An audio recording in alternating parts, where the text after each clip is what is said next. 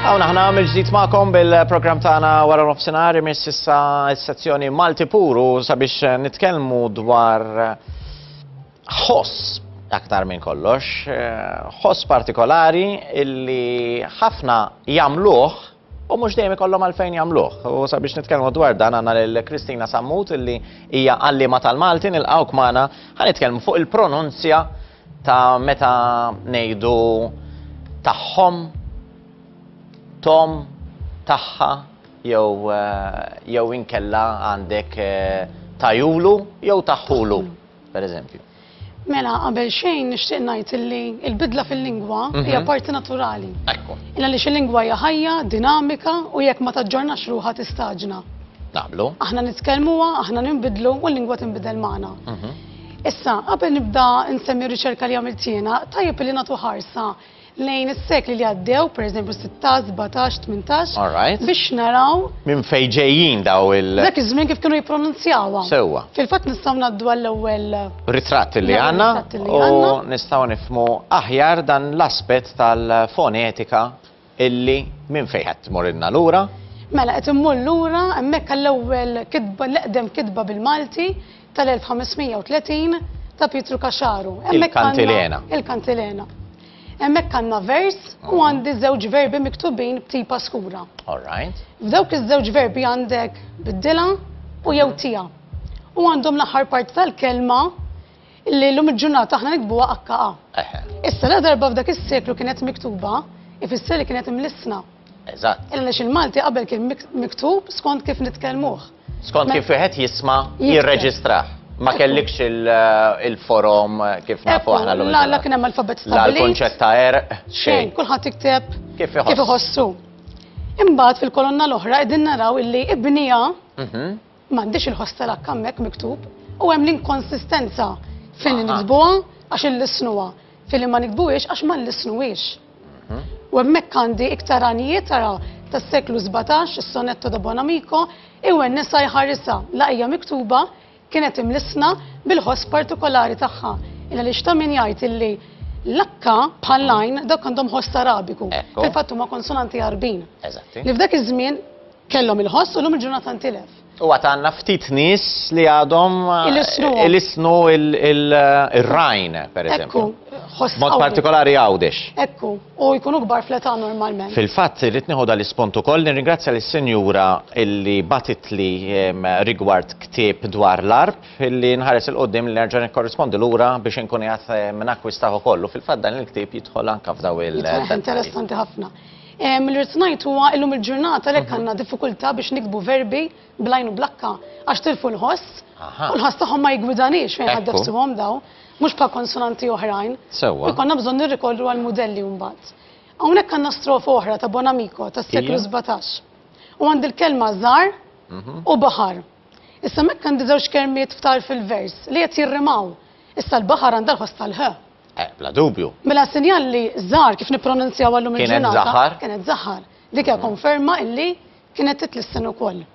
Ġifieri jista' jkun illum il-ġurnata fejn għandna żewġ sezzjonijiet ta' nies minn il-sena u minn le, anke f'dak iż-żmien, ġifieri kien din is-sitwazzjoni. Ġifieri ara naqra kemm qed immorru lura fi żmien. L-istorja jista' jkun qed terġa' tirrepeti ruħha. U dil polemika bdiet hemmhekk u għadha għaddejja sal-lum jekk għandekx tlissena jew le. Mir-riċerka li għamilt fil-waqt li issa nkomplu nitlu f'aktar siltiet, imma mir-riċerka li għamilt anka f'dal perjodu. Hija kwistjoni marbuta ma' età, hija kwistjoni ma' livell akkademiku, x'inhu li min jippronunzja l-akka jew inkella bil-kontra. Jiena stħarriġt 5 fatturi li jistgħu jinfluwenzaw. L-età, il-ġens, ikux mara jew raġel, il-lokalità, il-livell tal-edukazzjoni u l-arfin dialettali. Issa mill-istudju pilota x'inti qabel tagħmel studju fuq skala kbira tibda b'riċerka żgħira. Eżatti.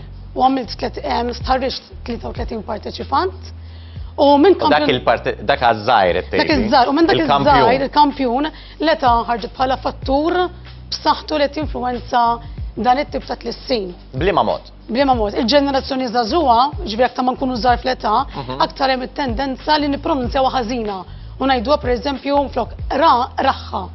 Jew nkella raħħulu minn flok rajulu. Sewwa. Aktar ma nitilgħu fl-età, speċjalment l-anzjani dawk li huma l-ikbar fl-età, il-isnuha korrettament. Ġifieri jaqra. Tkun blaħos. Blaħos, ġifieri itawlu l-vokali biex niftehmu. U dan il-grupp tal-anzjani u l-adulti kienu l-iktar konservattivi għaliex meta jiena introduċejtilhom il-ħoss il-ġdid, ir-reazzjoni tagħhom kienet pas biex jisnettilhom dawa. All right. Daqshekk ġifieri rrifjutaw milli. Daqshekk irrifjutaw. Fil-fatt kienu konsistenti huma l-iktar. Jista' jagħti il-każ illi kif jgħallmu l-għalliema għaliex ngħiduha kif inhi. Il-fatt illi wieħed jippronunzja l-akka ħajmilha faċli mbagħad fil-kitba biex wieħed ma jħallix l-akka barra. U allura ma jistax jagħti il-każ illi l-istudenti jsibuha utli għal meta jiġu għall-kitba? Għana fil-verità, maħna nagħmlu distinzjoni bejn il-lingwa mitkellma u miktuba. Okay. Fil-fatt hawnhekk ħana ċenna naqra fuq l-orali tal-Malti li dal-waqt ġejn. Ġifieri ta' min insemmija. Bla dubju. Meta inti għandek fil-fatt l-iskel diġà bdew bl-orali tagħhom. Ġifieri hemm preparazzjoni. Meta inti tara l-kelma miktuba u għandek l-akka bejn żewġ vokali, meta dik għandha tkun gwida ċara illi inti tikollok titwila vokalika, jiġifieri jaqra għandek jisek tiġġabbet il-qa. U hemmhekk l-akka qed tissellef il-ħoss tal-vokali. Jiġifieri bejn żewġ vokali l-akka ma tiġi pronunzjata qatt. Bħala ħe. Bħala ħe. Hija purament simbolu illi jurik li inti trid tittawwala. Dik hija gwida fil-fatt fl-eżami tal-orali l-istudenti għandhom ħin preparatorju tingħatalhom is-silta biex mentalment jippreparaw dawn l-affarijiet. Ekku. Imbagħad meta l-akka tkun ma' ġemp line, dik tippronunzjaha bħala ħ. Per eżempju, zeraħħa, zeralila, għandek lajnu l-akka, ġemalila, ġemaħħa. Ġemaħħa. Dik hija l-pronunzja korretta mbagħad. Okay? Meta mbagħad qed nitħaddu nattu għat-tieni parti. Jiġifieri meta ngħidu pereżempju, meta għandek għajn u akka dejjem ma ġemp xulxin, dejjem ħad tippronunzja il-ħ. Dejjem. Jiġifieri meta għandek u talila xtiekol. Kif tippronunzja jekk talila nagħmluhom? Mela, bl-Ingliż ngħidu to give. Meta inti tajt u ta' li kellila, dik tajt ta' għax għandek teqa akka għax għandek il-verb ta' teqa. Meta tajt li kell huwa tagħha, ġifieri jappartjeni lila, hemmhekk għandek teqa għajn akka mela tiġi tagħha. Tagħha hers u ta' lila m'għandek teqa akka. Meta ta' xi ħaġa. He gave her something. Eżatt. All right. Tajjeb. Issa, meta ngħaddu mbagħad għat-taħdit fl-eżami għall-orali, imbagħad hemm l-ispontanjetà. L-istudent mhux se jkun ippenalizzat jekk jgħid jipprattikahha pereżempju. L-importanti li l-kontenut li qed jgħid qed iwassal jagħmel sens. Li jinftiem? Li jinftiem u anke grammatikalment ikun jagħmel sens. Sewwa.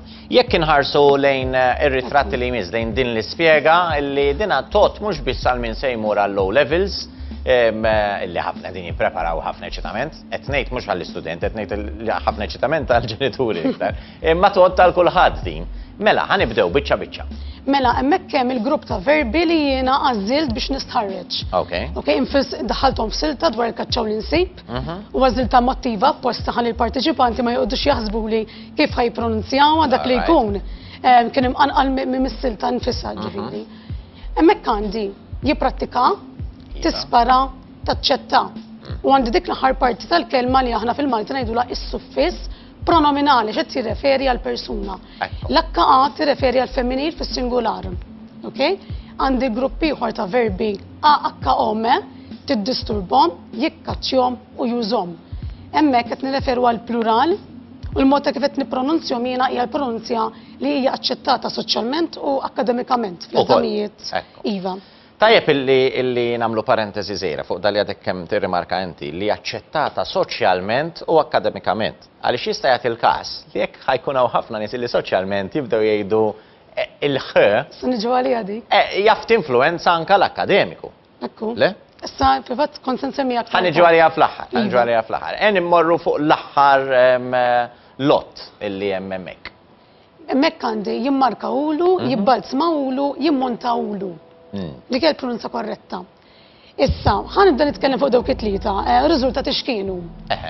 Qabel xejn meta taqassar il-persentaġġi kollha, il-maġġoranza tal-kelliema qalwa korretta. Jiġifieri bit-titwila vokalika, tipprattika. Ġied ngħidu ma' 80%. Ammont kbir. Ekku, ġifieri il-maġġoranza għadhom il-isnu tajba. Sewwa. Imbagħad għandi terz mal-20% illi għanu il-pronunzja devjanti ngħidula għax qed tiddevja mill-oriġinali. Mill-oriġinali. U pereżempju qalu jipprattikahha, tiddisturbaħħom, jimmarkaħulu. Issa, dawk l-20% huma magħmula l-iktar mill-ġenerazzjoni żagħżugħa għax huma qed iġibu l-bidla. Ekku, dak l-futur. U interessanti wkoll illi fl-aħħar kategorija tal-verbi jimmarkawlu il-persentaġġ hemmhekk varja. Il-maġġoranza fil-verbi ta' akka u le u kienet il-pronunzjata ħażina. Anka l-adulti fejn kienu konsistenti fil-verbi kollha. Flima verb? Dawk li spiċċaw akka u le u. Hemmhekk jiġifieri kellek. Iktar minn nofs ippronunzjaw ħażina, ġifieri qalu jimmarkaħulu, jibbalzmaħulu. Aha. Interessanti ġifieri għaliex propju f'dak suffiss anka l-adulti pronunzjaw ħażina. Jiġifieri hemmhekk wieħed il-bidla hemmhekk hija akbar. U allura ħaniġu aktar qed noqorbu iktar viċin dak li qed jiena. Ekku. Illi is-soċjetà jekk ħatibda titkellem hekk. Fil-verità, il-maġġoranza tal-kelliema li pronunzjawha tajba l-aħħar parti tal-kelma kienu adulti u l-anzjani. Għada bita għada. Dawk ħajġu l-anzjani. Jitilquna magħhom tmut il-pronunzja tajba u tieħu posta l-pronunzja ġdida. Jiġifieri fi ftit snin oħra, l-argument li qed nagħmel bħalissa jista' jkun ma jgħodx u nibda ngħidlek il-maġġoranza tal-kelliema qed jgħiduha tiddisturbaħħom. U l-għandek il-pronunzja tkun mifruxa fuq massa kbar ta' nies u diversi lokalitajiet, l-istorja tkun differenti. Jista' jkun il-każ li dik naċċettawha mbagħad soċjalment u akademikament. Bħal mija u tiegħi. Hemm jgħid mi u miegħek tiegħi. Dawk l-istudenti għalihom mhumiex ippenalizzati. L-iktar li tismaħħa fiż-żona tal-Kottonera illi pjuttost hija dialettali. Però hija mifruxa f'diversi lokalitajiet illum il-ġurnata u fuq diversi kelliema. Għal dak il-għan mbagħad ma jkunux ippenalizzati għax hija mifruxa. Jina niftakar iż-żmien meta llum il-ġurnata l-onorevoli Glenn Bedingfield kien jaqra l-aħbarijiet u edda x'inhu jgħid. Niftakar iż-żmien meta u kien jenfasizzhom b'dak il-mod. U dejjem ovvjament jibqa' bid-dibattitu. Illum il-ġurnata hija aċċettata il-pronunzja ukoll. Hija varjant. Ekku, għax infirxet biżżejjed biex aħna naċċettawha. U kif semmejt ix-xandara għandi l-verbi bijaw hemmhekk. Ejja, ħalli nara. Fuq il-bijaw, kjew bekk aħna għandna telebeħ u koll, ġifieri jod ħafna. Daħlet eżatt. Daħlet preċiż. Ejja nara xirridu naqogħdu attenti għal dan il-verb. Ija? Mela ibijaw hemmhekk qiegħda bejn żewġ vokali. Mela lajn bħal-lakka ħadd issellef il-ħoss tal-vokali. Ibijaw u mhux ibieħu. Jiena bett, inti bett. Kemm hawn min jgħidha? Hemm min jgħid jiena beħejt. Huma bieħu dawk ma kollha ħżina. Huwa bieħija tajba għax ngħin qiegħda fl-aħħar. Qiegħda fl-aħħar u hemmhekk. Tkun fl-aħħar għandek il-ħoss tajba. Il-ħoss tagħha. Fil-fatt l-Akkademja tal-Malti tiċċensura anke x-xandara tlistin ta' dan it-tip. Bla dubju. Huwa interessanti li l-maġġoranza tal-partiċipanti mad-90% qalwa tajba. 10% biss qalwa ħażina. U f'dawn l-10% m'hemm l-ebda anzjan jew adult. Jaf li huma dawk l-10% li jaraw it-telebeħ. U jgħidulhom ħażina, jista' jkun illi. Mela, intom tidu tiftakru illi meta għandek il-lakka bejn żewġ vokali, allura hemmhekk għandek vokali twila ma tlissinx il-ħoss ħ, fil-waqt li meta għandek biswita lajn, hemmhekk iva akkosta kollox tittejda bit-lissina tal-ħ. Naħseb illi dorna dawra sewa aħna ma dan is-suġġett. Hemm xi punt ieħor li trid tirrimarkanna? Hemm verb ieħor ara jiġmagħhom. Dik hija l-pronunzja tajba, jiġmagħhom. Mhux jiġmhom. Le għax għandek lajnu lakka ma ġemm xulxin. Interessanti li kien hemm 20% ikkoreġġu lilhom infushom biex jgħiduha jiġmhom. U qalwa ħażina. U dawn kienu l-anzjani u l-adulti. Tant huma konxji tagħha l-biċċa tax-xogħol illi ikkoreġu lilhom infushom. Però mbagħad meta toqgħod tara kliem ieħor illi ġej, pereżempju aħna ngħidu ġmieħ. U tiġi pronunzjata. Fl-aħħar parti. Fl-aħħar parti dejjem. Dik hija gwida. Imbagħad jekk hemm statistika biex it-telespettaturi jistgħu jifhmu aħjar x'għedna hemm dawk it-tabelli. Ħalli naraw l-istatistika biex dak kollu li kienet qed tispjegalna l-allima tagħna Christine hemmhekk qegħdin narawh f'aktar dettall, ġifieri Din hija kwistjoni ta' suffiss. Kif qed taraw il-vjola skur huma ta' bejn l-10 u 15-il sena, il-ġenerazzjoni li qiegħda tbiddel il-ħoss tal-suffiss. Għandek l-ela bejn 30 u 45 sena, u mbagħad ir-roża jgħajjad bejn is-70 u l-95 sena. U hemmhekk tara kemm l-anzjani huma preċiżi u tradizzjonali fil-pronunzja. U fl-istessin ta' min jgħid li ħafna minnhom waqfu sa' livell primarju bħala skola. U interessanti ġan għandhom nħampu l-istess affarijiet, imma kif qal seħibna Kejġi Matej, kwestjoni ta' kemm jekk inti xażin u titfaħħa kif tiġi, u nkella kemm inti xumbat ħabriki biżejjed biex iżommru wieħed mod konsistenti mar-regola. Aġġornat. Aħna nippruvaw nwaslulkom dejjem l-aħjar illi nistgħu nagħtukom bazz għalik illi tagħżel kif tixtieq tgħix. Jiena nirringrazzja ħafna lil Kristina Sammut ta' dan il-tarif, jekk tkun tixtieq tikkummenta aktar dwar dan jew tuża l-Messenger tiegħi jew inkella wara nofsinhar@tvm.com.mt fejn inkunu nistgħu nkomplu niżvolġu dan l-argument f'aktar dettall grazzi wkoll lill-laqda tal-Malti.